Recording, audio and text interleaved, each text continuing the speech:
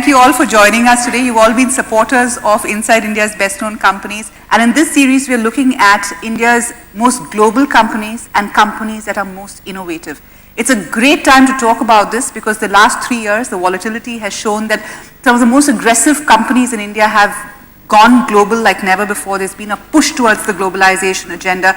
And of course, innovation has been the key in a marketplace like this. But let me start the conversation with you, Mr. Godrej. This is a volatile environment. VUCA is a word that you often use now because it brings together volatility, uncertainty, and all the challenges that doing business in India or anywhere brings together. Has this period over the last 4 years made the resolve towards these two even more stronger than before? I think globalization is a reality. And because of globalization, I think the world is doing well. The global economy has benefited from globalization. And Indian companies have particularly been successful in globalizing over the last 10 years, I would say, because of the innovations which we have developed in India have global applications. And so Indian companies have been successfully able to take their innovative ideas, whether it's in business processes, whether it's in product, whether it's in services, successful globally. And I think Indian companies have benefited through the globalization that has taken place. Dr. Sharma, what comes to your mind when you talk about innovation or globalization in the current context? How are these two, pharmaceutical industry was created because of the innovation that Indian companies did when the regime changed. How has the definition changed lately? Yeah, so I think taking from where Mr. Godrej left, I think there has been a combination of factors, which has converged together to make innovation an imperative actually. And it's no more a choice. It has become imperative that you innovate if you want to survive and thrive. And I would say that it's globalization because it means not only you play in the field, but there are so many other people who can play in the field from elsewhere. There is this whole digital revolution where information is so easily available on tap, and therefore awareness and tastes and preferences, they're getting global. People are aware of what they want, what they're looking for. Then there is this whole world of what we've been reading for last 15 years, flat world, And the ease of entry into businesses, I think, if you look at all these 4 factors converging together, the only answer that one can find for oneself is innovation. Having said that, I think the first phase of globalization for Indian companies has actually come out more out of cost leadership, because if you look at the 3 elements of strategy, differentiation, cost leadership, and focus on customer. The first phase, including pharmaceutical companies, I think, yes, we innovated on processes. So process research has been very strong in India, and therefore we could attain cost leadership.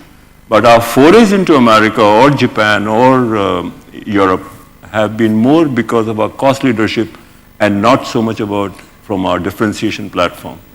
And to take it just a step ahead, I think that phase is now getting mature, and the next phase of now getting differentiated is being demanded. Whether you address it or not is a different point. That's a good point to take off from Mr. Venkat. Cost leadership is one aspect that takes you so far. But when you are in a global marketplace, how do you differentiate, and what has your experience been? Well, let's take process plant equipment. At the high end, not the very high end where there are just 4 or 5 international companies qualified, of which, let's say, our company is one of them.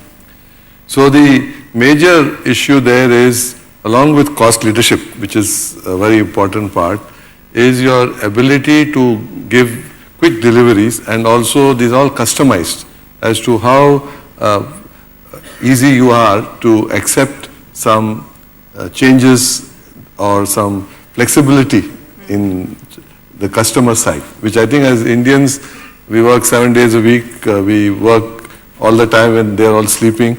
So we are able to sort of make up for some of these changes where other people are more rigid. So I think cost leadership, quality, I think these are 2 very important parts in delivering on time. cost management is also. Because when you have a company the size of Larsen & Toubro, there are different challenges on the ground, especially in a place like India over the last 3 years. How do you manage that? Because working capital management becomes the biggest point, and can you be innovative out there? And is innovation the key out there too? See, one of the innovations that our chairman has talked about and done is first we have made this big giant into a number of smaller companies by this verticalization, with each verticalization focused around a particular sector, because the power sector is focused, competition would be BHEL or GE or Alstom. The process plant sector would be competing with its peers abroad, there are not so many in India. So first is that. The one innovation is to break a big company up into 9 or 11 smaller companies. Second important part is that while you break the company into smaller parts to be nimble, you must have processes that synergy is not lost sight of. So one of the innovations, that's where IT enablement, knowledge management, and these areas must be strengthened at a corporate level. And lastly, of course, I think very important part of innovation is to have that culture where intelligent failures are allowed across. I think L&T has always been a company where encourage young people, especially with not so big salaries, but allowed to experiment and innovate. And that's how a lot of good things have come out of L&T. Avinash, Mr. Godrej spoke about the fact that innovations by Indian companies made the globalization journey early. But I will flip that question upside down and say, has globalization also induced a wave of innovation? Because in many senses, Indian companies or, Larsen & Toubro might be a huge company in India, but when it competes overseas, it needs to be as aggressive and nimble as some of the bigger players there. I think if you look at globalization, Mr. Godrej is absolutely right. In terms of the services globalization, I think India has been a great innovator, if you look at it. I mean, in terms of what do you do with the process and how do you apply the best intellect on business problems of clients has been amazing in that. But I think if you were to look at globalization, what it has done is the innovation that you typically hear about, for example, in the Valley, and there are certain other parts of the world, the innovation has been done. I think globalization has made that innovation available to all of us. And today what's happening in terms of the digital, in my view, is an absolute leveler in that sense. It levels the playing field significantly.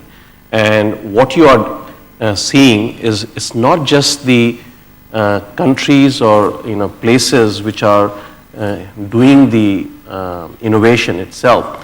It is also making an impact on the size of the companies itself.